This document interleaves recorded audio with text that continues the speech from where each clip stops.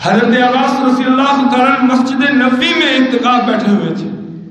ایک شخص آیا، آ کر کہنے لگا کہ میں نے فلانے آدمی کے پیسے دینے ہیں اور وہ مجھ سے پیسوں کا مطالبہ کرتا ہے، مانگتا ہے.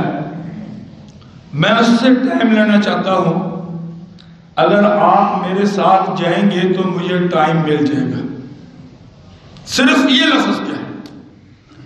حضرت عباس نے یہ نہیں کہا کہ میں ابھی نماز پڑھ لوں، میں ابھی 2 نفل پڑھ لوں، میں اعتکاف کر لوں، اعتکاف پورا کرنے کے بعد پھر میں باہر نکلوں گا، یا مجھے تھوڑی دیر مسجد میں بیٹھنے دو.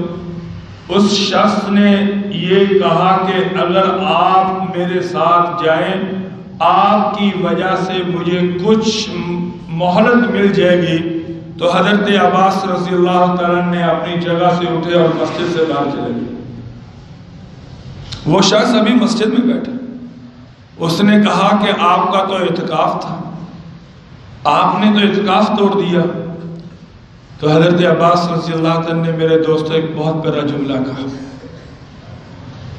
بہت پیارا جملہ کہا کہ میں نے آپ صلی اللہ علیہ وسلم کے روزہ مبارک کی طرف اشارہ کر کے کہا کہ میں نے اس روزے والے سونے نبی سے خود سنا ہے کہ جو انسان کسی کی ضرورت کو پورا کرتا ہے، کسی مسلمان کے کام آتا ہے، اللہ تعالیٰ اس کے نامہ اعمال میں 10 سال کے اعتکاف کا ثواب جمع فرما دیتے ہیں.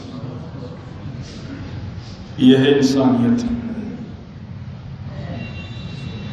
اور ایک دن کا اعتکاف 3 خندقیں انسان جہنم سے دور ہو جاتا ہے، اور ایک خندق زمین و آسمان کا فاصلہ ہے. خود غرضی کی